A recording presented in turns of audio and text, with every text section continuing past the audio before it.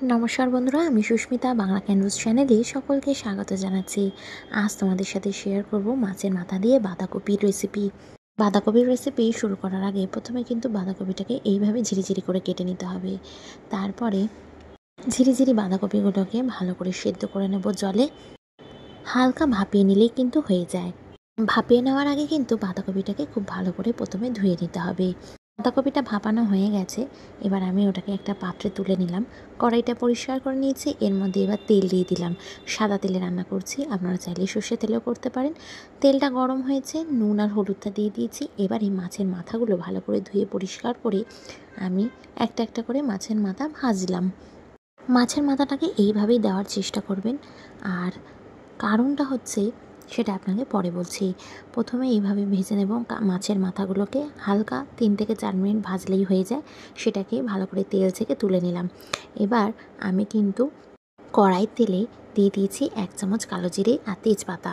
ভালো করে নাড়িয়ে চাড়িয়ে এর মধ্যে কাঁচা লঙ্কা আর রসুনটা দিয়ে দিলাম। ভালো করে আমি কিন্তু ফোড়নটাকে ভাজা ভাজা করে নিচ্ছি। খুব সুন্দর একটা গন্ধ বেরিয়েছে। এবার এই পেঁয়াজ দিয়ে দেবো। পেঁয়াজটা কিন্তু এইভাবে সরু সরু করে চপ করে নিয়েছি। একটা পেঁয়াজই দিয়েছি। একটা বড় পেঁয়াজ আমি এখানে ব্যবহার করছি। যদি ছোট পেঁয়াজ থাকে আপনাদের কাছে তাহলে দুখানা ব্যবহার করবেন। কিছুক্ষণ নাড়িয়ে চাড়িয়ে 3-4 মিনিট ভাজা ভাজা করার পরে এর মধ্যে আমি দিয়ে দিলাম টমেটোটা দিয়ে খুব ভালো করে এইভাবে নাড়িয়ে চাড়িয়ে মিক্স করে নিচ্ছি। কিছুক্ষণ কিন্তু টমেটোটাকে ভাজা ভাজা করব, আর সাথে নুন দিয়ে দিলে কিন্তু টমেটোটা নিজে থেকেই নরম হয়ে যায়। এবার এরকমভাবে ছোটো ছোটো ডুমো ডুমো করে আমি আলু কেটে নিয়েছি, আলুটা দিয়েও ভালো করে ভাজা ভাজা করে নিচ্ছি।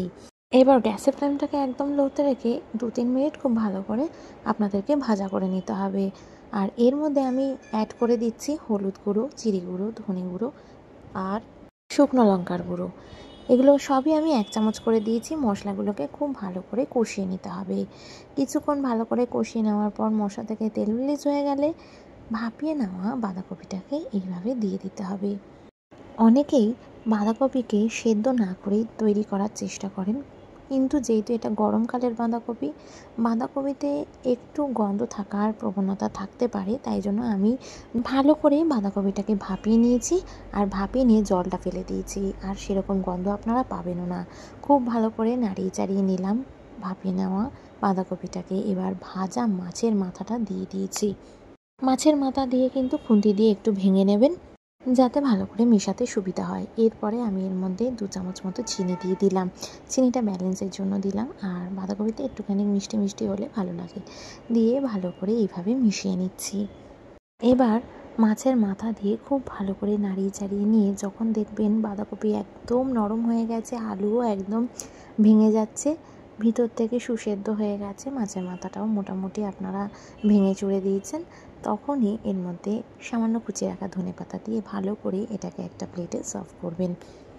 আশা করি আমার ভিডিওটা ভালো লেগেছে। ভালো লেগে থাকলে অবশ্যই লাইক, শেয়ার অ্যান্ড সাবস্ক্রাইব করবেন। পাশে থাকা বেল আইকনটা অবশ্যই প্রেস করবেন নতুন ভিডিওর আপডেটসের জন্য। ভালো থাকবেন, সুস্থ থাকবেন। দেখা হচ্ছে নতুন রান্নার ব্লগে। টাটা।